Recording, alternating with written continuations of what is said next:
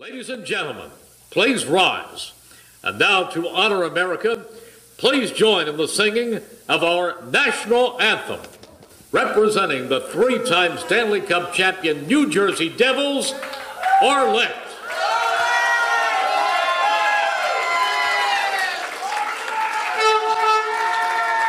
I feel I'm at a game. Oh my gosh.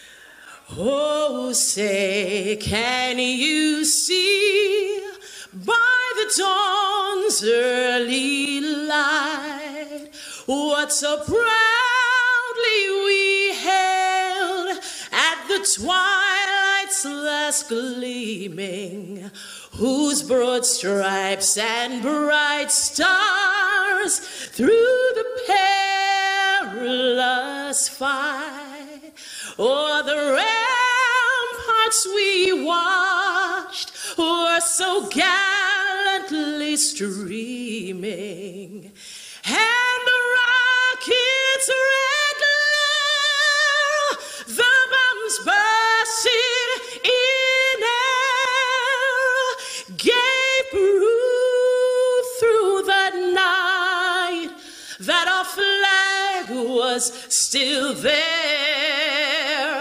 Oh, say, does that star-spangled banner yet wave o'er the land of the free and the home of the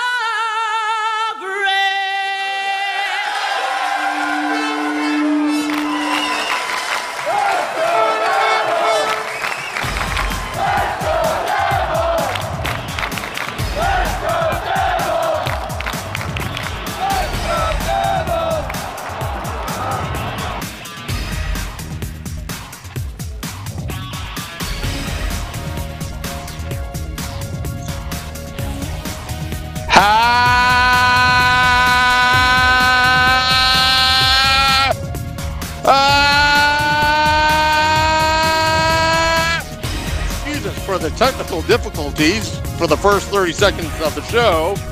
Beat Devils Sunday! We're gonna cheer you up tonight! I am loud and proud and a little sad. This is the Let's Go Devils podcast, season 2, episode 11. Back on track? Question mark. Oh, yeah, question mark. Big time. I don't know. Whoops. Yeah, I can't do the show with this stupid helmet on. Give me a sec. You guys, to wear that helmet. why don't you guys fill in for a little bit here, because I'm having trouble hearing you guys. This is not a good idea, but my first 30 seconds was just like Corey Schneider's. I'll let you guys take it away. God almighty. God almighty. I don't even know where to begin, because it feels like if only the Devils could play the Pittsburgh Penguins for the rest of the year, I think they'd be all right. But yeah. Even the Penguins hate to play us. Like, that's for a fact. This is just. I think. Go ahead. No, I was gonna say it would be nice to play the Penguins every week. That'd be 3 guaranteed points every week. But yeah, it's just it was an up and down week. I mean, we lost last Sunday. We won against both Pennsylvania teams. We lose to Detroit yesterday. And that Detroit loss yesterday was, I think, worse than the one today. Having that 2-goal lead again. It's like the curse of the 2-goal lead this year. We can't hold it. And I'm going to say partially I'm the blame for that loss yesterday, because I was looking at it. I was behind the bench yesterday, so I couldn't even watch the game. And I look at it, there was 5 minutes left, and then we were up 3-2, I think. And I was like, oh, okay, cool, a win. And the next thing you know, my phone buzzed in my pocket, and it was the Detroit tying it. And I was like, oh, here we go. And then to overtime it went, and there was a loss. Yeah, Rob in the Facebook group, I have to address this, just said, is Is anyone seeing the podcast? Question mark. He said, and earlier he said it is. Is it just my phone that is getting the podcast?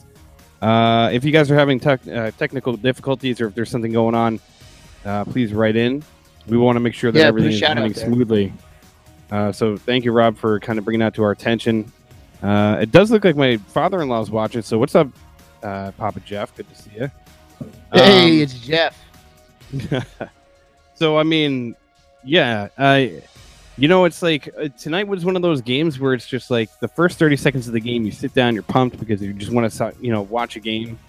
You're like, all right, here we go. Show what just happened. 2 goals in the first 30 seconds. It kind of takes the the wind out of your sails. I didn't even get the TV on fast enough. And all of a sudden my phone goes off. I was like, oh, the game started. I was like, oh, no, that's a goal. And then it went off again. I was like, another one? Holy. Yeah. So that was not that was not good. However, I'm gonna point out a big positive here. Yes. I hope and we were talking about this. We were talking about this before. Ooh, namaste. Very nice. Sorry, somebody said, "Where's the beer?" Sorry, Jake. It's always here. Oh, and you know what? I'm going to show mine because I'm drinking out of my Guinness glass, right? Not that we're giving them any sponsorship. With the Cape May IPA, you probably can't see it, but especially says Shorts Guide etched in there from the Guinness Storehouse. You probably can see that. I don't know why I showed you, but from my trip to Ireland in June. Anyway, that's enough of that. But here's my positive take from tonight's game. The first 30 seconds was terrible. The team admitted it. Corey admitted it. Everyone admitted it. The first 30 seconds was terrible. However, Corey bounced back, did not let a single goal from there, which letting in 2 in the first 30 seconds, I can tell you from personal experience, both playing and coaching, it can just derail a goaltender, especially a goaltender like Corey, who's been sort of soft mentally recently because he's been having a tough time coming back. That's without a shadow of a doubt. He bounced back. Didn't let anything in for the rest of the game. And I think we're talking about it was somewhere, and someone out there can point this out to me. I want to say I heard 16 saves at the end of the game, but it could have been 1 or 2 more at the end because I was wrapping up work. I was watching and working at the same time. That's a hell of a bounce back. And I have to give him a lot of credit for that. Yeah, that's definitely one of the biggest positives about his performance, and a lot of people want to jump on the blame Corey bandwagon, but you have to look at it like this too. The team scored 1 goal, and the effort I know they played a back-to-back, but the effort doesn't seem like it's there when he's in net. Not the same when Corey's in the net, or when Keith is in the net. So, I want to say the one positive, and then I have a question for you, because maybe you can answer this, and we kind of talked about it before the podcast tonight. I think one of the biggest positives too is on the opposite side of it is that Pavel Zacha has 2 goals in 2 games, and especially for a guy who couldn't hit the net. I mean, this is a guy that was snake bitten like anybody else. He gets sent down to the minors, has a nightmare that he's in the minors, wakes up and realizes he's actually in the minors, and now he's going to be, he comes back and you can tell that he's kind of got more of a push in his game, and he's got 2 goals in the last 2 games, and him and Jasper Bratt are really starting to click. So that's really nice to see. You would like to see more out of Marcus Johansson in that line. And just in general, I mean, he's there and he's actually playing pretty decently, but it's just like offensively, you'd like to see him contribute a little bit more. But my question that I have for you is, what is the difference between playing in front of Keith and what is the difference between playing in front of Corey? Because they look like 2 completely different teams when they're playing in front of either goalie. It might be a confidence thing. They may have more trust in Keith than Corey. They may be able to. They may feel like they can play a little bit looser in front of Keith, having more confidence that he's going to make the big save when needed, because he's done that a lot this past season. And they may be gripping their sticks a little bit tighter when Corey's in net, figuring, okay, well, we got to really tighten up. And, one mistake can sink us. And Doug just posted it, and they like playing in front of Kincaid, which kind of goes along with what I'm saying. They may feel more confident in front of Kincaid. They may feel like, like I said, that they can play a little bit looser Oh, Sam's back. There's And no helmet. There's no light. Sorry. Oh, Sam is back. Hey, we did at least my technical mic's difficulties on. in the beginning. Yeah. There we Yeah, I go. was just like Corey Schneider. The battery in the helmet, inside the helmet, actually short-circuited, and I started to smell some burning. No, some dude, burning. That was just you thinking about what to say positively about the Devils right now, because right now it's a little rough. It's a little rough. Sam was So where are Way we too on the hard. podcast? I missed the first 10 minutes. Are we? Did we plug yet? You could do the plugging if you want. I mean, we didn't go actually do get the into plugging. it. We're talking about the All goaltending right. situation. All right. Well, let's take a little time out here to plug. So you can find us on Facebook. This is bad. This is a bad. Come on, man. I'm already screwing hit the up this reset button. podcast. All right, hit the reset button. Whoop. Reset. It's a tie. You can find her. You can find her. It's wearing a tie. You're too dressed up. You don't feel comfortable. It's archy around the neck. It's that Kozlov jersey right back there. That's the problem. Our point. Wait. This goes right back to the point that we're talking about. The team feels more comfortable playing in front of Kincaid because they don't have to play as tight. And here Sam is wearing a shirt and tie. He's not very comfortable, and he's just not on his game today because he's not as comfortable as normal. There it is, done. That's your problem, Sam. We like that Brandon guy. Brandon, you bring the people, man. Yeah. All right, so you can find us at Let's Go Devils Podcast on our Facebook page. Wow, I'm really off today.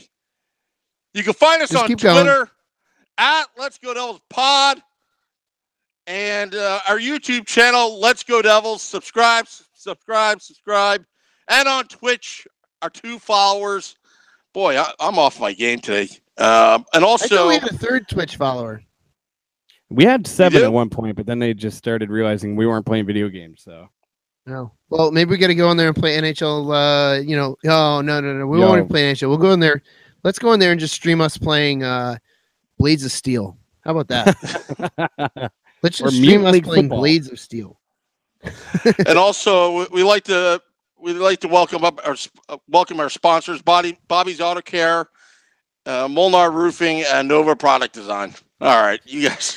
I'm off my game today. Molnar Roofing. The new tagline for Molnar Roofing is, "If you got a hole in it, we'll put a patch on it." I don't know if they're just talking about roofs or if they're talking about a little bit of anything, but good people over there at Molnar. Oh, absolutely, great people over there at Molnar. All right, so back to where. Yeah, so Brandon asked the question. Now, he said Kincaid is better with a question mark. Now, I'll kick this back to you again. You have Schneider, who seems to be shaky. You have Kincaid. If this wasn't a back-to-back, do you think that Kincaid, for now, has fully taken over that number 1 spot? I'm going to say yes with an asterisk, and here's my asterisk. Kincaid is a better goalie right now because he's playing better and with more confidence than Snyder. Snyder's having a confidence issue. And you brought up a great point. The only way to get through that confidence issue is games played. However, it doesn't seem to work out whenever he plays a game. So how are you going to get him games? Well, do you send him down to Binghamton or do you keep him up here? So right now, Kincaid is playing better. Yes. Doug just said Kincaid seems frustrated when he gives up a goal. Just laughing at that. When Corey Schneider gives the well. That's like the Eli Manning. Oh. You know what, though? That could be a difference of character between the two. Mm-hmm. I always try to whenever I play or I coach a goaltender, I always try to get them to show as little emotion as possible when you let something up, because if you show some emotion and then the other team can take that and run. So yeah, Kincaid gets frustrated. Well, Kincaid gets frustrated, but we're also able to see that because they zoom right in on their face too. Corey may process or handle it much differently than Kincaid. Every goalie is different, and I will tell you from experience, knowing a lot of goalies, coaching a lot of goalies, and being one myself, we are a messed up breed of individual, and we handle things Yeah, that's an understatement. We handle things differently. It was always, you always loved poking at that goalie that lost his mind whenever he let in a goal. That's right. That's well, just, Sam, I hate to interrupt, but Sam just let us know that. what do you let us know? I thought he was letting us know that somebody was. Oh, I see what he was saying. Never mind. Sam's going to be joining us in a minute. He just wrote us a little message. Just read it. But yeah, it's true. Goalies are a different breed, and that was something that Marty was always great about. And we talked about Marty last week about is he the greatest goaltender of all time? And one of the things was he was like, you saw when he got frustrated very few times. It was usually when there was Sean Avery on the ice or somebody like that. But for the most part, even when he let in that dopey goal in the Stanley Cup Finals in 2003, where he came out of the crease and he dropped his stick and the puck went off the stick and it like trickled in, it's just like one of those like what the hell kind of moments. He still laughed it off and was able to carry the team to a cup victory. Whereas some guys that would have like completely crushed them and like their whole mindset would have been gone. So I guess like Kincaid. Yeah, he does look annoyed, and sometimes he has every right to be annoyed because the things that happen, like whether it be Crosby sliding into his legs and that goal being allowed, or whether it be in yesterday's game where there was another questionable, could have been goaltender interference, but it was let in, where he was basically taken out of the play, but they let the goal stand. So I mean, frustration, it can be shown, like you said, they zoom in on their faces now. So yeah. I don't know if he's more frustrated or not, but my advice to any goaltender at any age is if you let a goal in, you have from the moment you dig the puck out of your net until the moment that the puck is dropped to figure out what you did wrong, what you could have done better, and then to forget about it. Because you have to move on, because the game moves on. And if you stew on that goal, then you could let one in real quick, because the next most important save you make is the one immediately after a goal is let in. So, but one of the things that I know, this was from a while back, and I noticed it because, just because of what I do. The reason why the Devils always played an opposing team's goal is because Brodeur requested it. Because Brodeur wanted to see how it went in and what he could have done better in order to move on and make the next save. So, in case you guys never noticed it, the Devils replayed goals against because Brodeur requested it to figure out his mistake. So I think that's such a cool little fact too. Like not a lot of people would pick that up, but yeah. That is and really, like really I wish I had that luxury of being able to see what I did wrong. That would be awesome, but you really have to kind of contain your frustrations as a goaltender and kind of figure it out and get over it, because it moves on and you have to be mentally ready for the next shot that's coming in, which could be in the next 10 seconds. Now, I have to kind of jump away from this for 1 second just because we want to introduce our next guest. First of all, I want to say that normally Sam jumps in and does this, but he's dealing with some of those technical difficulties in the background, like his helmet almost catching on fire. So we're going to keep it nice and short and simple so we can kind of like get into our discussion, because I'm also looking at the time. We want to introduce our next guest, which is Corey. Now, Corey, I apologize right off the bat if I mess up your last name, but Masisak, I hope that's right. It's Masisak. That's close. Oh, damn. I was so close. I'm sorry. You're so Corey, this is Shorts Guy. Welcome to the Let's Go Devils podcast. How you doing tonight? I'm doing well. How are you guys? Doing well. Pretty good. Well, I mean, we'd be doing better if the Devils won. That would be for sure.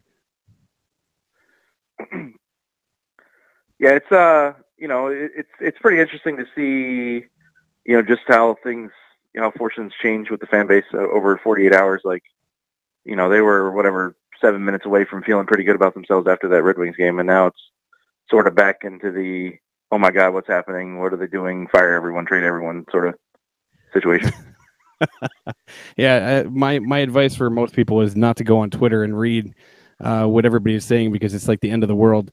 It seems like this team, like you said, a couple days ago, everything seemed like, hey, we're on a rebound, everything is going well. You lose Vatanen and things start to kind of unravel a little bit. What do you feel is going on with the team right now with their current status of is it just inconsistent play? Is it in instability in certain places like the defensive end, or what do you think is going on in a team where they can't sustain a winning streak more than it seems 2 games now? Yeah, I mean, it's weird.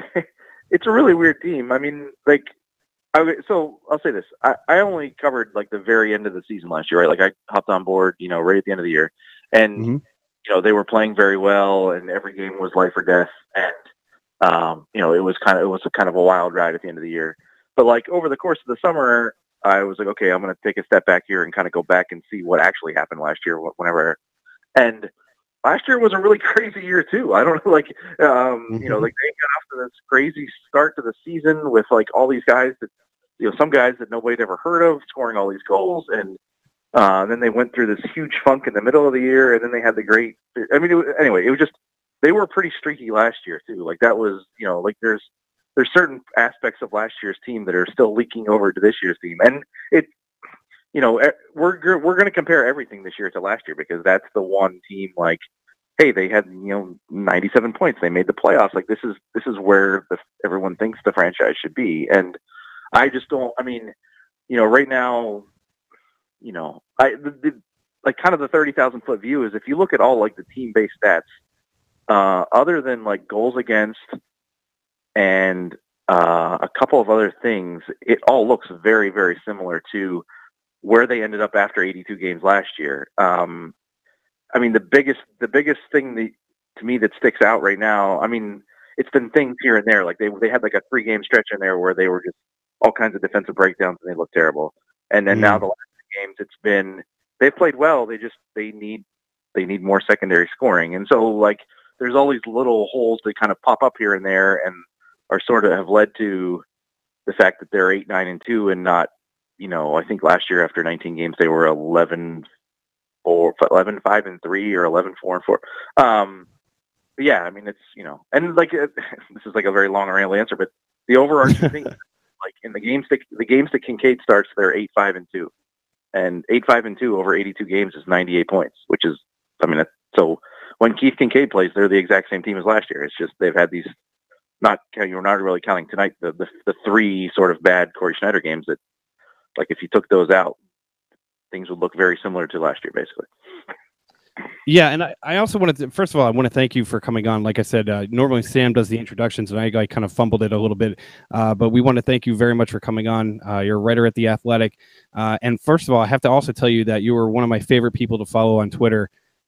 You're very knowledgeable about just the team in general and just like everything that's going on, but you have a great take on how it is. In fact, you had a tweet tonight. The Devils are 8-9-1. They didn't lose the game in the first 30 seconds. They lost it when they scored 1 goal on a third string goalie with an .884 save percentage. And it goes on a little bit, but I thought that was like perfectly put because you're totally right. They didn't lose it in the first 30 seconds. Yeah, it's unfortunate that they had 2 goals scored against them that quick, but they couldn't score against a guy that's a legitimately a third string goalie. On the team with the worst goaltending in the league. Like he's not the third string goalie behind like Henrik Lundqvist and Sergei Bobrovsky or anything. I mean it's weird. I've noticed this before too. This is sort of a weird psychological thing, but like anytime a team plays really bad at the beginning of the game, like just gets out to a bad start, like the rest of the game is just viewed differently. Like it's kind of, to me, it's kind of a metaphor for this season. Like the Devils got off to a great start last year. And so the rest of the season was just sort of trying to maintain and hang on to what they already had. And that's a very different experience for people psychologically than getting behind immediately and feeling like you're scraping and clawing to get back the whole time. So like they've had a few games this year where they just have played terrible at the beginning of the game. And so like I feel like everybody spends the rest of the game, like you still have that first 30 seconds stuck in your mind. So once they play terrible for the first 30 seconds and they give up the 2 goals, every missed pass is like, oh man, they're playing terrible tonight. Or, oh, every every shot that goes wide, and so it's very different than if the team starts out up 2-0 after 30 seconds, and which of course they've one of the other weird themes about the first 19 or 20 games of the season is that they've also had problems holding leads. So yeah, that's true. Corey, it's Shorts Guy. Kind of going along what you're saying. I thought that one of the best things to come out of this game. We were talking about this before you came on. I don't know if you heard, but after that first 30 seconds, Snyder shut Carolina out. It was just a bum. 30 seconds. Carolina had 25 shots on goal. He wound up making, was it 23 saves throughout the rest of the night. There's got to be some positive that I want to look for, and it's Corey Snyder with the shutout after that first 30 seconds. It's just, it was 59 minutes and 30 seconds of shutout hockey. It was just terrible in the first 30. Right. He's got a scoreless streak going at 59-30.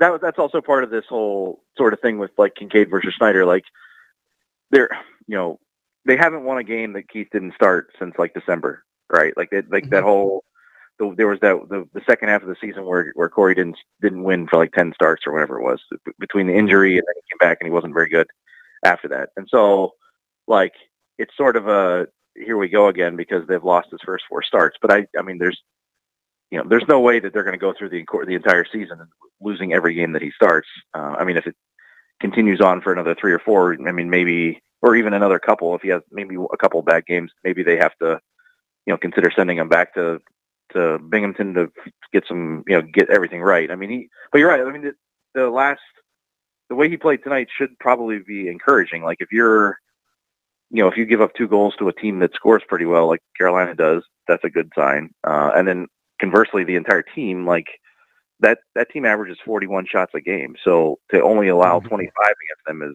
is great. I mean, you would take that, 10 times out of 10. So it's, and that's the thing, like it's sort of, it all sort of comes back to like, this team is very similar to last year where the margin of error is pretty thin. And last year they ended up on the right side of it, probably way more than a team maybe should. And so, like, can they do that again? Do they need to find ways to improve the team so that they don't have such a slim margin of error? And I mean, at this point, are they 8-9-2 right now? Are they just going through the same like middle part of the section from last year? Like last year they had a chunk in the middle where they went 8-9-2 or 8-11-3 or whatever it was. They weren't very good for like, a big chunk of the middle of the season. So maybe the sequencing is just a little different this year. Now, Corey, do you feel that Ray Shero would possibly do something to shake up this team? I mean, we've talked about this in the past where, even last year when he made that trade for Sami Vatanen, sending Henrique out to Anaheim, and that was right around this time last year. Do you foresee him doing something similar, shaking up the team now well before the trade deadline? Or do you think that he's staying with this, the core group that they have and bringing some of these youngsters up like Joey Anderson to see what they have and then possibly making a move closer to the trade deadline, seeing where his team sits? Well, as luck would have it, I'm going to have a story about this at 9 a.m. on the Athletic.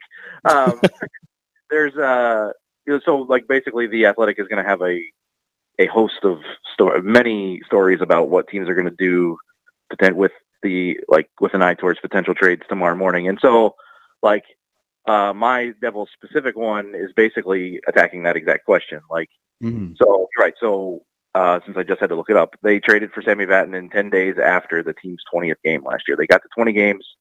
The 20th game was actually when Kyle Palmieri got hurt the second time. So they knew he was going to be out for about a month. They kind of looked at the team. They said, look, we're playing pretty well, but the defense is pretty shaky. And so, I mean, there was an obvious fit there, right? Like Anaheim had 11 defensemen and no centers. And so that was a relatively easy trade to make. I think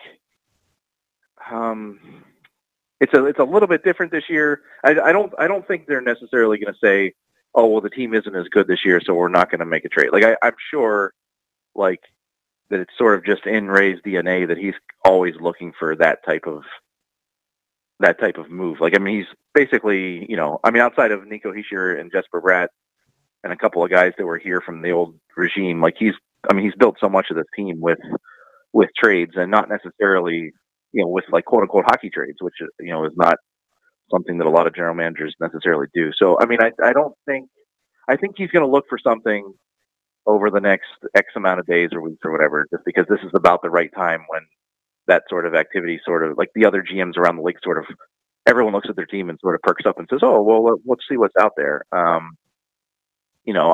There's, I could certainly see him said he / the organization saying, look, we're 20 games in, and last year we had a pretty good idea that we might have a chance. This year we're not really sure yet, so maybe he waits a little bit longer. But I would definitely think that they're going to look for something. But so let's say in the next few weeks or not, and then if nothing materializes, then maybe it's just let's wait and see if this team is still around, still in contention at the deadline. Do you think that the Devils try to make a move for Willie Nylander? No, that's a tough one. If only because I mean, the cost is going to be really. I mean, they would. I mean, they'd love to have a player like William Nylander, and I think they would even.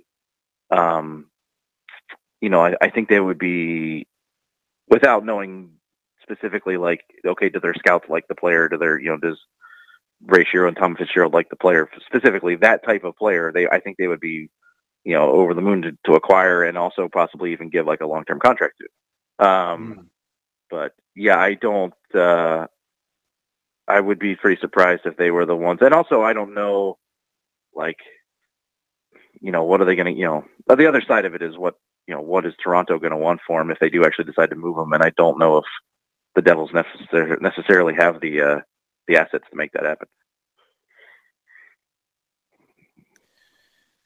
So talking about trades, everyone's always talking about, trade Corey, keep Keith, but I really don't know if the way Corey's playing right now, if the Devils would even be able to get anything in good in return for Corey. I mean, if you can go on his past history and how he's played, but really the hot commodity to trade at this point, goalie wise, would be Keith Kincaid and go with Corey, which I think if the Devils did that, the fan base would probably explode.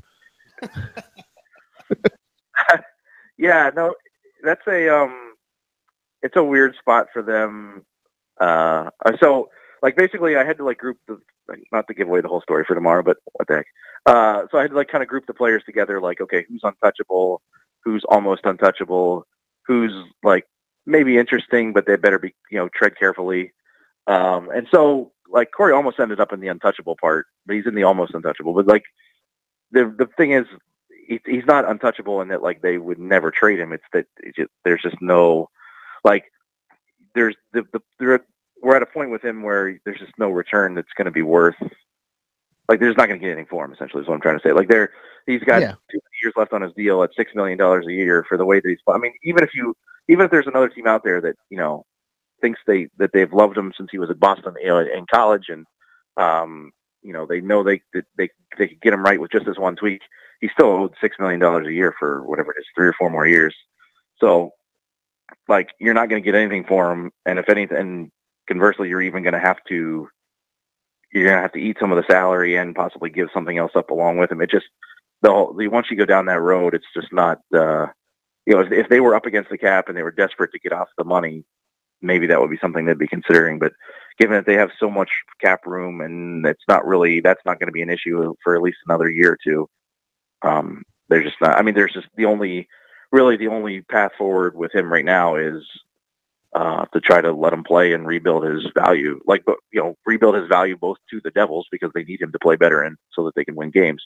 And then also, if they are in the future ever thinking about moving him, that he would have more trade value. And then Keith Kincaid is like, I don't know, he's fascinating to me because like they're probably going to want to try to re-sign him, especially if he plays well. But like if he plays too well over the rest of the year, then he's going to want a really big contract, and they probably can't have 2 really big goal-extending contracts. So I don't. Yeah, I mean, I would imagine that for now, for the foreseeable future, at least for the rest of this year, it's going to be those 2 guys.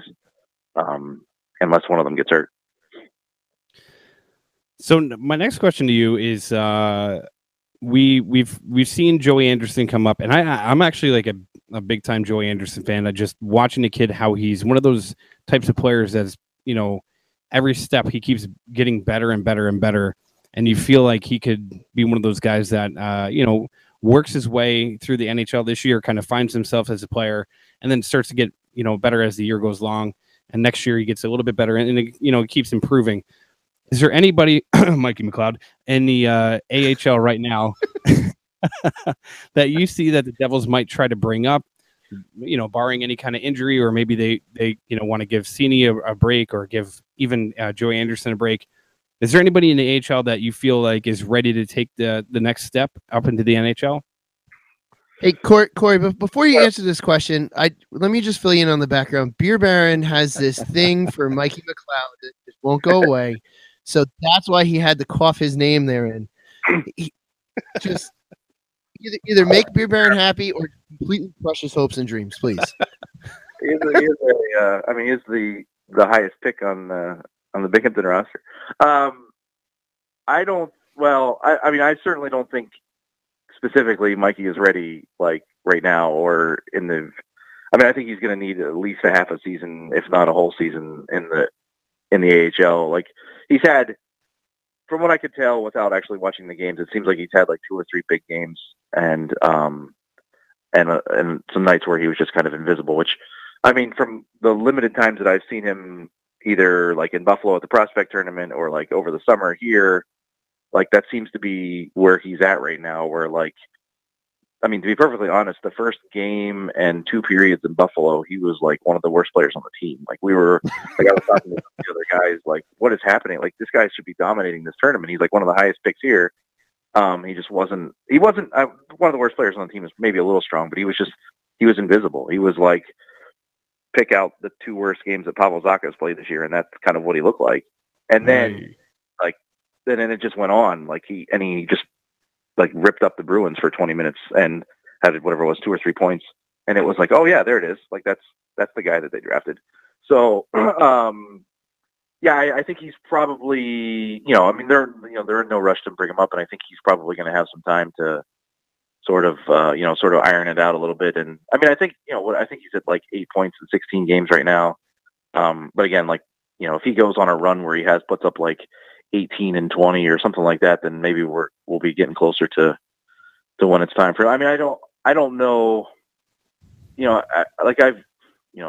we have a prospect guy, Corey Pronman, who's like not super high on him, but thinks can be like a longtime NHLer, but doesn't necessarily think he's going to be like a super high impact guy. It seems like that's like, there's still some people out there who believe he could still be, like the long-term number 2 center for this team. But then there's lots of people who think like maybe he's going to be more like a 3rd or 4th line guy. Damn it. It's kind of the same. It really seems like him and Zacha are sort of in the same boat. Like if they could just get one of those guys for it to click, that'd be fine, but they might both end up in the same kind of boat. As for the other guys, I think there's still like John Quenneville's going to come back up at some point. Like he wasn't bad when he was playing for them. And I think I think John Hines even said that, like, it's like they want him to have a little bit more of an impact. They don't want him to just be okay. So like, and I think I saw that he's got like 9 or 10 points in 10 games down there. So I think he's probably the most obvious guy. The other guys, there's not like, Joey Anderson was probably the one guy whenever the season started that I would have said like, oh yeah, he'll be up sometime soon. And now he's up and may not go back. So yeah, I would say those 2 guys are probably the 2 most likely candidates. And then, the other guys are like, there's probably going to be a couple other guys who get like little cups of coffee as like injury replacements. Speaking of Zacha, talk about a guy who responded from getting sent down and being pulled back up. The guy couldn't score for the life of him, and then the last 2 games, 2 goals. That's fantastic for him. Yeah, I think he, he started out the season, the first 2 or 3.5 games, and it was like, wow, this is it. This is what they were looking for. And he just couldn't convert. I talked to Blake Coleman about him after he got sent down because I knew that like those two guys are pretty tight. Not just because they went looking for like a turkey sandwich or whatever it was on that show, but so they, and he said the same thing. Like the first thing he said was like, look, if he had 2 or 3 points in those first 2 games, like he could have easily, if the puck just bounced the right way. None of this is probably ever, he's here and there's none of this is happening. But I think the biggest thing obviously was just that, like as the season sort of progressed, he was just becoming less and less visible. Like he just had like a 3 or 4 game stretch in there where it was like, man, did he shoot the puck tonight? Like, did he make a good pass? Like it was sort of, and like, again, him and like, it's, not to sound like a broken record, but him and McLeod are kind of in the same boat. Like it's great if they, are defensively responsible and they look like they're going to be 10-year NHL players, but like, you don't necessarily draft for that where they drafted those guys. So they're really hoping to try to develop their offensive side as much as possible. Yeah. And that kind of leads me to my question, which is, I know this is like projecting into the future and you kind of hope your team doesn't suck so bad that you get the number 1 overall pick, but is Jack Hughes all that is hyped up to be? I mean, I know his brother, who got drafted this year is pretty good, but everybody is like just oohing and ahhing over this kid, saying he might be the next, not as good as Connor McDavid, but he's up in that echelon of being like a generational player. Is he that good? Yeah, I mean, I would just, I mean, and I was actually, I was in Michigan, whatever that was. Now I'm losing track of time. But whenever the Devils played the Red Wings, I was out there to work on a story actually at the development program, and I didn't talk to Jack, or I wasn't really there to talk about him, but just basically being in that general vicinity, you just hear about him one way or another. And I mean, he's, if we say that Connor McDavid is the best prospect or was the best prospect since Sid, then I mean, the number 2 prospect since Sid is either him or Austin Matthews, I would think probably. I mean, they're probably in that group. I mean, just the numbers are silly. Like I was sort of following along with that tournament that they just played in. That's like, so this group of under 18 players is, like all the kids that are going to get drafted from the program this year. They're doing things that no class has ever done at that program. Like they won more games as 16-year-olds in the USHL than any other team had. They won every tournament game they played last year, they won every tournament they played last year. They went to their first tournament this year and just were destroying teams. And that's like I don't think Jack had a point in the championship game, which was like the only close game of the tournament that they played, but he had like 16 points in the first 3 games, like just something silly. He's going to be, I mean, he's going to be amazing, and to the point where like no one is officially tanking right now. And like actually several of the teams that everybody thought was going to be bad are actually look pretty good right to this point. But we'll get to a point in like February when there will be a few teams that realize that they can't make the playoffs, and there will be a beeline to the bottom, either to him. And there's also like 2 or 3 other kids in this draft class that could be pretty fantastic as well. So Corey, before we let you go, yes or no question. Does Corey Snyder get a win before 2018 is out? Yes. All right. Do you want to give our listeners? I like that. I agree. Before we let you go, you want to tell our listeners where they can find your article tomorrow about the trades and the what you were talking about earlier with the Devils? Yeah. I mean, it's, our site is it used to be a little up and coming website, and now it seems like it's awfully large and kind of everywhere. But it's, I mean, it's theathletic.com, and it seems like there's a sale pretty much every day, or pretty close to every day, for it's only a few bucks a month. And just beyond me, it's we now have at least one writer covering all 31 teams, and we have about, I don't know what it is, maybe 75 or 80 in total, including obviously some of the biggest names nationally in Canada. And I mean, I was a huge fan of the site before anyone ever called me to work for them. So I would endorse it and wholeheartedly even before that. So yeah, no, it's like I said, I will have there's actually going to be a couple of stories this week about trade related things, and and a couple of fun things in the works. So that's my pitch, I guess. Awesome. And your Twitter is Masisak22, correct? Yep.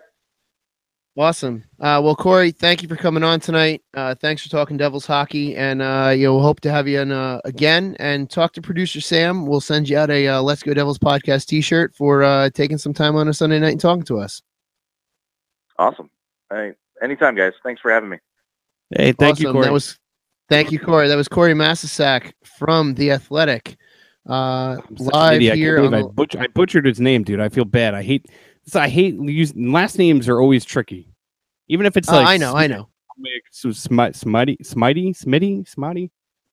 And you and I have to deal with a whole slew of brand new names every single day. September. Every day. For our real lives. And I always tell them in the very beginning, if I learn your name after the first day, it's either good or bad. I say the same. Don't remember your name after a week or two, don't feel insulted. It's just me. I'm terrible with names. We gotta say what's up. We gotta say what's up to Warren that's listening right now. We gotta give a big shout out to my boy Will. Will it be? Will it bow? Sam, you've returned up, and then he comes Sam and goes. again. He comes and goes. That's what his MO today is. He just shows up and he disappears. Kind of like the Devil scoring. Oh yeah, Sam isn't about as elusive as that. It's the Kozlov jersey. It's throwing me off my game. I'm about to get rid of it. So take it down, Sam. Take it down. Slap a Lemieux on the back of it and call it a day. Or Mike Danton. Yeah. Didn't he wear one? Yeah, I think he did, and then a lot of checkered things happened in that guy's past. So let's not talk about it. Hey, Corey's a great guest. Seriously, awesome. His writing and knowledge is amazing, and it was actually too bad I butchered the beginning. And it was a lot of things that happened in the beginning, just like the Devils game, tonight. Let me tell you what. Seriously, first of all, Corey's writing on The Athletic is awesome. On Twitter, he's just one of those dudes that you can constantly go to for up to date like things that are going on. But kind of like I was saying in that tweet that I read out earlier, his insight isn't just like these are the facts and like blah blah blah. It's always like when people are panicking and a team's like falling apart, it's like, look, this is what's going on, and kind of like lays out the facts, but in like a relatable way. And you're like, all right, maybe it's not all that bad. Well, and some of his is really good, which is really good because it's November. Now, granted, you can have a deep hole in November, but it's only November. There's no reason to be, burning the house down. There's still plenty of time to turn this around. Was there a pun in there? Wait a second. Was there a pun in there? Burning the house down? No, not at all. Should there have been? No. Were you referring to this helmet that just caught fire in the beginning of the show? No, I'm not referring to your helmet has been around for a very long time. I'm not referring to your scalp burning. Well, you know what? One of you guys need to go to Bobby's Auto Care to get your car fixed so you can get that $5 back as a first-time customer, as you mentioned Sam Wu, as to get that $5 back so you can get a new battery. You know what? Sorry, just had to plug that in there. Forever Bobby's the salesman. We fix everything. So Joseph says, I think that Shiro pulls off a move this week. He's like got that feeling about it. Would it shock me? And that's something that we asked Corey about. Do you see him, making a move? And he brought up the fact that it happened after 20 games last year, and even after Palmieri got hurt. So it wasn't like you look at Ray Shero, he could have been like, well, damn, Palmieri got hurt. Even though we need this defensive help, we still need that offensive punch because now one of our top guys is gone. So why get rid of Henrique during that time? And he still did it. So possibly there could be a move. Who knows? I mean, this is there could be the shroud of secrecy that surrounds him, just like it did Lou Lamoriello. And we learned that anyone is movable. Anyone is on the block. Beer Baron, did you see my transition when he was talking about Mikey McLeod? And I saw your face go in a frown, and then I just like, and then here, let me because I cannot accept the fact that he's going to be a bust. This is what happened.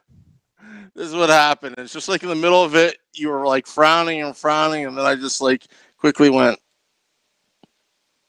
Mm-hmm. Yeah, I was aware. I saw. I saw. And I went like that. I hope somebody out there gets the message out to Mikey McLeod. I might be his number one supporter, but I tell you what, be his only supporter. You could possibly, aside from his family, you could be his one and only non-family member supporter. I hope this is my dream. This would be my dream. Mikey McLeod comes to the Devils, plays well, does great. Wearing the number 17, so I can take my old Kovalchuk jersey, rip the name off the back, put a cloud on there, and be happy about it. But just to have him come up to the NHL level and make an impact, not only for the team, but just so I could sit back and be like, see, aha. What do you know? See, like the Devils used to be really good at sending guys down to the AHL and letting them learn the game for 2-3 years, what have you, and then bringing them up. All of a sudden, everyone is now so impatient that as soon as these guys get drafted, they want them in the big team. They want them to be an impact player right away when some of these guys are just not ready for it. So, there's nothing wrong with Mikey McLeod sticking around in the AHL for a couple of years. Learn the game, learn the speed, and then come up when he's ready, because not everyone's ready at the same time. So I hope he comes up and makes a big impact. You will be the first in line to buy his jersey when he permanently has a jersey number for this team. Let's put it this way. None of us want to see him fail. Okay, no. It's just a little inside joke. I don't know. So I don't know about that, Sam. The way you came off that right now, I don't know about that. Nobody wants to see the kid fail or get hurt or whatever. Some rookies, some young players just take a while to get into the NHL. And when they do, they have productive careers. I can't think of a first round draft pick. Well, let's put it this way: he can't be worse than Tenenby. He didn't go anywhere. I mean, they gave up Carlson to get Tenenby. Not gave up, but they picked ahead of Carlson. Well, Tenenby, I think nowadays would have been okay in the NHL because he fit the mold of like the NHL now, small, fast, kind of elusive, and he didn't fit the mold of when they drafted him. They're just thinking ahead of the curve. That's all. Actually, speaking of draft picks that go bust, what's really fun? When we on Tuesday nights when I have hockey, we talk about all of the busted draft picks the Rangers had, or the drafts that the picks that they didn't make over the last couple of years, and that always really bums out one of my defensemen. It's great. It's such a fun game. By the way, we had a question in the Facebook group. Any good free agents next year on the market, forwards or defensemen? And so I had to instantly go and check this out. There's a lot of older dudes. Zdeno Chara is 42 years old. That's 42? That monster. Oh my God. 42. Well, so Erik Karlsson, I don't know. He didn't sign anything long term with San Jose yet. So I think he's still technically a free agent. Tyler Myers, he's a decent defenseman still. I'm just looking at defensemen because that's where we could use the biggest. And there's a lot of dudes on here that are way older than I thought. Like Nicholas Kronwall from Detroit is 38 years old. I didn't realize that. So there's a lot of decent names that are going to be out there. I'm pretty sure. I'm almost positive that Eberle's going to be Mark Stone's going to be a free agent. Yeah, Jordan Eberle from the Islanders. He's going to be, and so is Duchesne. If the Devils could pull off either of those two, I mean, Eberle's best friends with Taylor Hall. Maybe he'll come over here. Yeah, and we've talked about that in the past about hopefully he comes over here because of that connection to Taylor Hall. I just if they're going to sign an older player, then it's got to be someone that's going to come in and teach these guys a little bit of leadership, and a little bit of what it takes to really get the job done. Other than that, I'm all about keeping going with youth and building a core that's just going to be around forever. Yeah, as long as the core is forever or 10 years, willing whatever and comes first. yeah, willing and able to stay in the NHL. So Joe Yeah. asked us, who do we see Ray Shero willing to trade with, and for whom? So that's a difficult question because let's just put a hypothetical out there, okay? So let's say the Devils want to trade and try and get William Nylander from the Maple Leafs. I doubt this would happen, but you have to look at what the Maple Leafs would want in return, and they would probably automatically, especially the season they started out having, they would ask for Damon Severson. So would you be willing to give up Damon Severson to get William Nylander? Because it would be Severson plus. It would be, Severson plus a couple other things, possibly picks and things like that. But do you give up one of your better defensemen to get more offensive help? I would say no. But here's the question. So what is his cap hit? Severson? No. Or Nylander? Nylander is nothing right now, but he's asking for an extension. And I think that might be one of the things. He's asking for like a 6 to 7, I think in the 7 range kind of cap hit is what he's. Which there's no way Toronto's going to be able to really afford that with everyone that they've got there. No. So, and thinking about that situation, I can see Shero even getting away with giving up very little, knowing that if Toronto keeps Nylander or even thinks about it, they're going to have to fork over cash they're not going to want to fork over. So you've got Shero can say, well, listen, you're either going to A, lose him anyway, or B, have to sign him for something you can afford. I just give up Severson. I don't think so, but I think that but who would we send? I don't know. I can't think of who to send, who we would. And honestly, that's a tricky question because that is a very tricky question. It depends on what you're looking to get. If you're looking to get a decent defenseman, you're going to have to pry away Jasper Brett, or you're going to have to. Mm-hmm. And there's a lot of people that are like, "Oh, just give him Marcus Johansson." What I love is that you get the armchair GMs that are like, "We'll give you our worst player and expect your best defenseman in return." Yeah, we'll give you. Yeah, exactly. Like it doesn't matter where you drafted them. Like, I remember in the beginning of the year, people were screaming like, "Let's try, trade Pavel Zacha to Ottawa and try and get Eric Carlson when he was still in Ottawa." And it's like it doesn't work like that. You can't just give up, a guy that's still struggling to make it in the NHL for one of the best defensemen in the entire league. That stuff doesn't work. Yeah. Doesn't everyone remember what it was like trading hockey cards or any kind of cards back in the day? Like you're not going to get some no name for like Martin Brodeur rookie card. It's like it doesn't happen. So it's the same thing applies here. Where the Devils can benefit is the fact that we have so much cap space that on a team that's strapped for cap space, and for other teams that are we can steal players because we have the cap space.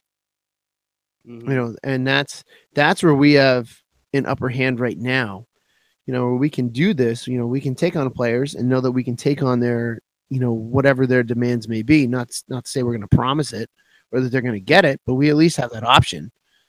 So that's where we kind of stand here. And we can also trade for someone that may be a cap burden to another team, but we have the space for it too. But it's who would you give up for Nylander? That's so hard. But then again, anyone's on the as we learned last year with Henrique, anyone can be moved at anything at any time. So yeah, so it could be anyone, because after at game 19 last year, if you would have told either of us or any of us, either you, me, or Sam, that Adam Henrique was going to be traded, you would have looked at that person and said, "What's wrong with you?" No, that's not going to happen. Especially they just had the whole Movember event, and it was this whole big thing. He was 1,000% one of the fan favorites, 1,000%, one of the faces of the franchise, 1,000%. And he still is for that game 6 goal, and he forever will be. He forever will be. And no one would have thought he would have been traded, yet we woke up and he was gone. And there it was. So and Dennis, anyone, yeah, and Dennis in our Facebook group asked, you know, do you think that Johansson is a trade bust? Do you think that trade was a bust? And I'm going to say this: last year, his season got derailed by injury. Obviously, this year he's had different line mates from the beginning of the season to now. They've bounced around different line mates with him. I feel like at points he seems lost, and at points he seems like he's one of the few ones that has it together. So I don't think he's a bust right now. I just think it's the inconsistency of the team in general. And I honestly feel like Johansson is going to be, he'll find his way out of it and he'll be fine. And I feel like that line of Zaka, Bratt, and Johansson, if you keep that line together, that things will really start to develop with them. And I think it's a good pairing of the three of them. So no, I think it's still too early, even though it's been a season and a season and a little bit. I think it's still a little too early to say if he's been a bust or not. Yeah, and especially with Zaka, it's seeming to have woken up after being sent down to Binghamton and now coming back up and finally putting the puck in the net, which he couldn't do before. Maybe that was the wake up call he needed. Maybe all of a sudden Zaka is going to be, the guy to. Maybe he's going to be a whole nother player after getting that send down. Mm-hmm. That would be fantastic. All right, here's another a great question by Jake. What player do you think what player would you like to see the Devils acquire that is realistic? One of the names that I said earlier, Tyler Myers he used to be a longtime Buffalo Sabre, now with Winnipeg. Yeah. Awesome defenseman. He's a big body, big dude. I think that would be somebody that they could probably get from Winnipeg for a decent price. I don't know if this is the thing is you have these things that you want to say are realistic, but you don't know if anybody would ever move them. Mm-hmm. I think what is his name? Tyson Barrie I think that's his name, Tyson Barrie from Colorado. There's a few different guys that are out there that I wish the Devils could actually try and acquire, but at the same time, it all breaks down. It's harder than you think. Like, it's so easy to sit back and be like, dude, I wish they could trade for, Duncan Keith in Chicago, because Chicago's in a downward spiral. But at the same time, like, what the hell would you have to give up to get him? Yeah. I mean, with the Hall connection, I think Eberle is realistic. To bring him on and to get him playing at Hall, I think that's absolutely realistic. It's just a matter of, do we get it done? As far as trades, it's a matter of whoever Shiro is willing to give up, and I don't know. There's not one person that I can pinpoint that I would like this. No one ever wants to see anyone from the roster go, but it's. But you got to do what you got to do. It's a business. Oh, I agree. And we learned that with Henrique last year. So it's, that's a tough question. I love that. That's a tough one, though. Yeah, and Bill Frank from I was Twitter, just reading it. You had a great perspective on things about kind of exactly what we were talking about earlier in the podcast about how Corey Schneider, you can't really blame him for the entire game. Yeah, he had to shake it first 30 seconds, but then he kind of proposed a question. Any chance that they try to dump his contract at some point? It's hard because that's a big contract. That's 625, I think. 625 each year. So for the next 3 or 4 years, we're saying that's not an easy contract to get from underneath.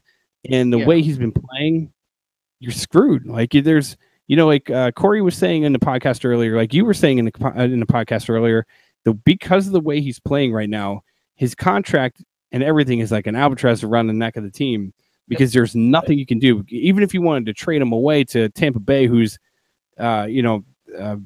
their starting goalie is going to be out for the next 3 months. I think they were saying, with a broken foot, you wouldn't be able to get much of a return for him. Yeah, his contract on paper and his value on the ice are vastly different at this point. So to find someone to take that contract completely, I think is almost impossible. Not completely, but almost. We would have to take on at least some of that cap hit if anyone were to take him. And I love the way Keith Kincaid plays, but I'm still not sold on is he a complete number one goalie yet. I don't think he is. Consistency. Is it a consistency thing with him today, or is it just what do you see? What about him don't you think would make him a number one? Yeah, it's the consistency. I don't know if he's because for as great as he'll play for a couple games in a row, he tends to always have a game where he lets in 4, 5, 6, which we see every now and again. I just don't know if he's at that caliber yet. Not to say that he couldn't get there. I just don't know if he's that caliber of a goaltender that can completely take a team for a full 82 at all. I don't like. I like the combination of him and Snyder. I think once Snyder, if the Devils would have come back to win today 3-2, I think that would have been a massive confidence boost for Snyder and for the entire team. And for the entire team to say, hey, look, we fell down early in the first 30, and in the next 59-30, we came back and we won. Snyder had a shutout in the first in the next 59-30, and we got the job done. Because Snyder can't go and score goals along with preventing them. Yeah. Okay. It's really tough. But I think that tonight would have been a massive mental victory for him and a massive mental boost. And I think once he gets that first win, things will turn around for Corey. That's my thought. It's like a goal scorer. Somebody that's in a goal scoring drought. Yeah. That, they got to get that first one. And once they do, usually they start pouring in. Speaking of pouring in, we have some amazing questions tonight. We got to thank Dennis and Joe and Joseph, Jake, Rob, all you guys. One of the questions is from Dennis and Joe, kind of asking a similar thing: is do you see them buying out Andy Green next year? And then Joseph asked, what do you guys think we need? Is either a forward or a defenseman? If you only had one trade to make to bolster this roster. To answer the question about Andy Green, I feel like if Andy Green didn't have to play top defense, top 2D minutes, he would be fine. If he was in the Ben Lovejoy role right now, if he was in that, the bottom pairing, I think he would be fine. I think he'll be fine next year if he's in that role. I don't see them buying out his contract next year unless he's definitely lost a step or two. But unless his game completely spirals out of control where he's like completely unreliable, because he still has games where he's, relatively strong. Also, to be honest with you, what do we think that they need? Like the one trade, if they were only going to make one trade, I think a defenseman. You need to get a top 4 solid defenseman. As much as I want to say scoring help, you get a defenseman that can help not only get the puck, protect your own zone, but get the puck out of the zone and actually push the play forward. It will help your forwards out. And I don't know. In my opinion, I feel like they need. If I had one trade to make, I would make a trade to get a defenseman.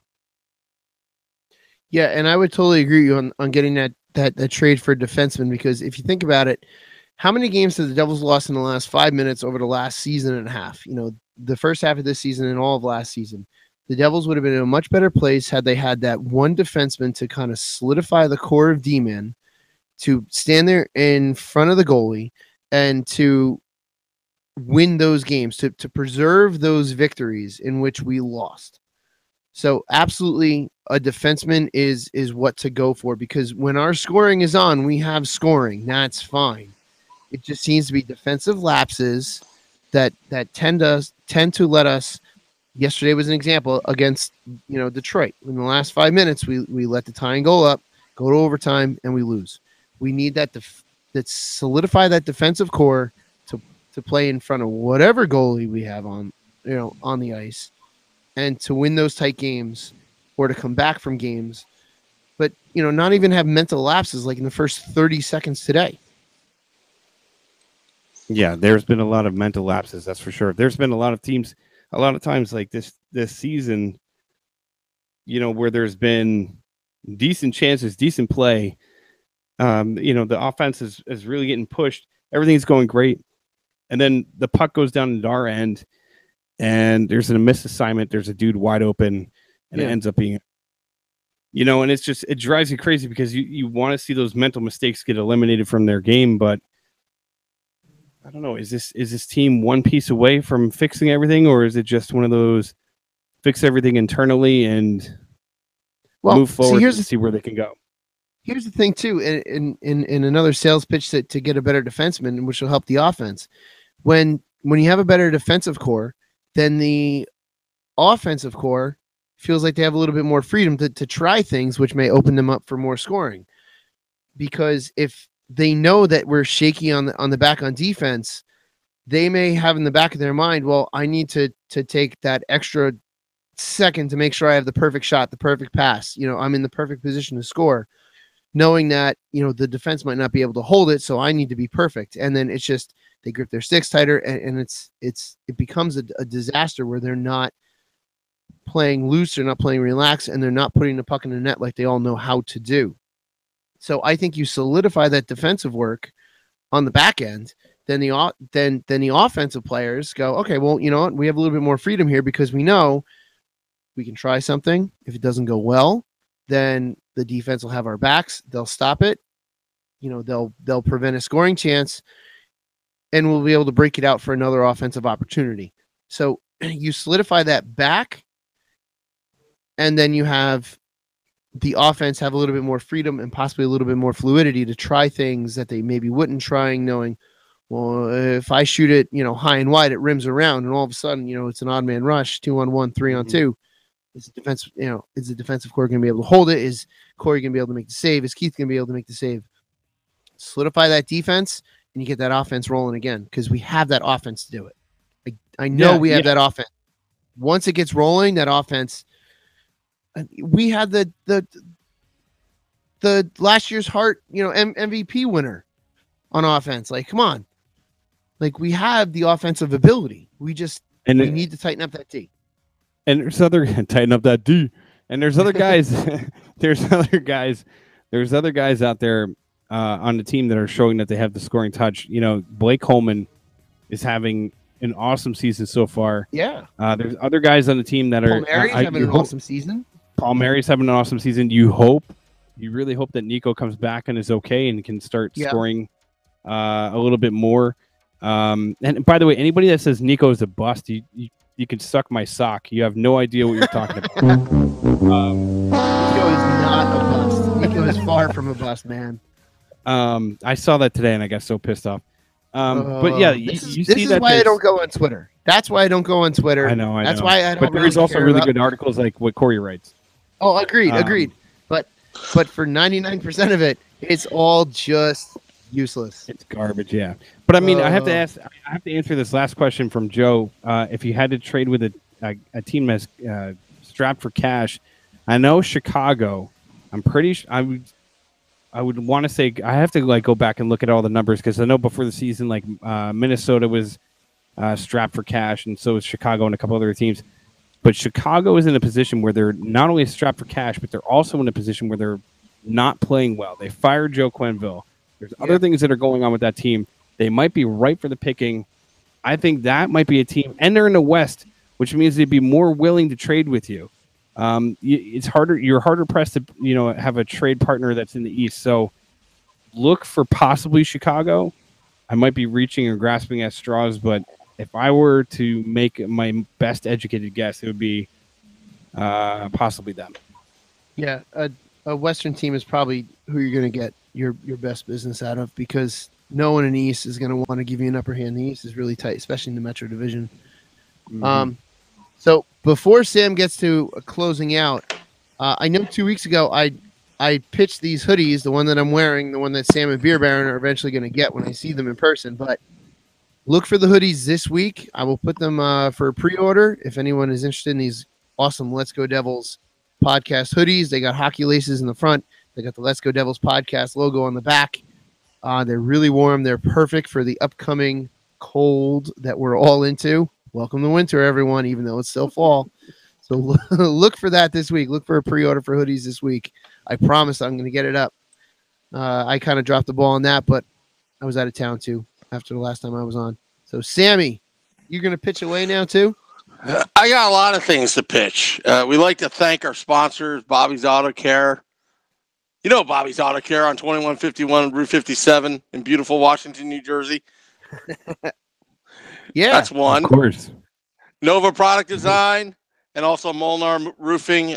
We'd also like to thank all the viewers and listeners that tuned in. But also, we got some housekeeping items, some announcements. Arlette is coming out with their Christmas album December 1st of this year. And she's going to be on our show on December 2nd. Pretty That's cool. Awesome. That's pretty so cool. Awesome. Yeah, I got to twist her arm to just like, can we hear a sample on our podcast? Yes. It'll be like awesome. It'd be like a Time Life infomercial, you know. Arlette. 25 CDs. Years of Arlette. Yeah, buying CDs, right? Also, December 15th. Do you guys know where you're going to be? I know where I'm going to be. I know where I'm going to be. Where are you going to be? Me? I'm gonna be at Mother's Ale House. Where are you going to be? Well, I was going to pick up some toys and go to Mother's Ale House for that. Hey. What was it? Oasis charity that Rob and the Devil's Diehards are doing. Where are you going to be, Beer Baron? I will be there as well, singing "Let's Be Jolly" and bringing some gifts for the little ones. Yep. Everyone should come out and hang out for that event. It's going to be a great charity event to give kids gifts. Bring a brand new. I want to say they want unwrapped, brand new toys to give out kids for Christmas. So it's perfect. Yeah, and guys, don't forget about this. Are we doing a podcast on that December 15th event? I believe so. I believe we are going to do a little bit of a podcast there. Yep, just a little bit of a podcast at the Mother's Ale House in beautiful Wayne, New Jersey. I don't have the address, but we will be there to support the charity. Support Rob. There. Yep, support Noel, and support the kids because that's most important. Somehow the music cut out. I'm trying to get that closing music in. One of those nights. This is, you know what? It all started.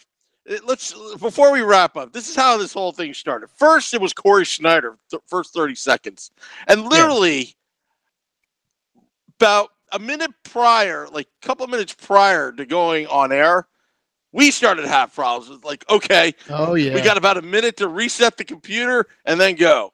Then we went. And then I put the helmet on thinking, okay, it's all over. Our technical difficulties are over.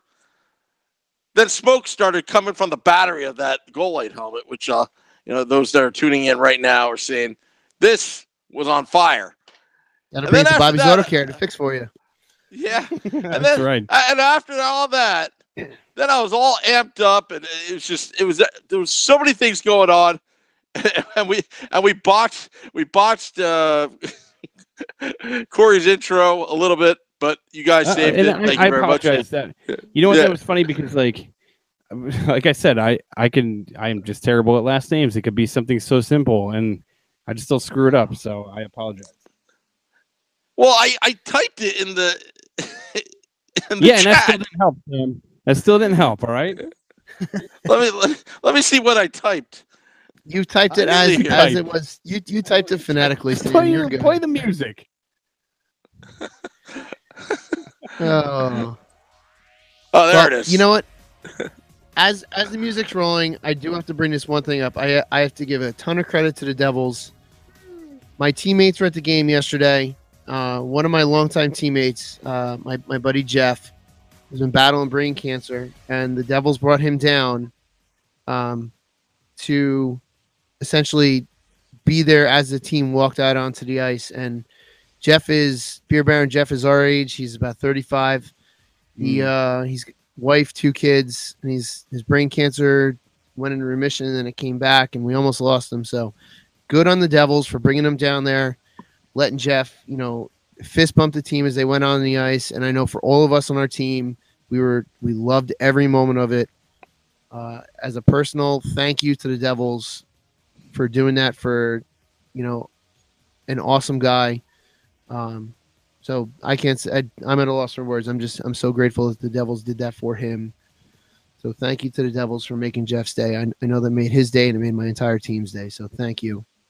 We'll post that. We have a video of that, so we'll make sure we get that up on the Let's Go Devils Instagram and Facebook because it's really an awesome video. Yeah, we'll definitely post that. Now the music track has ended, so I'll have to play it again. Oh, you know we extended that. Put it on. It's just been one of those nights. And put it on and close it out. And one last thing. I don't think Mikey McLeod is coming up to the NHL. Till next time, let's go Devils. I said earlier, suck my sock.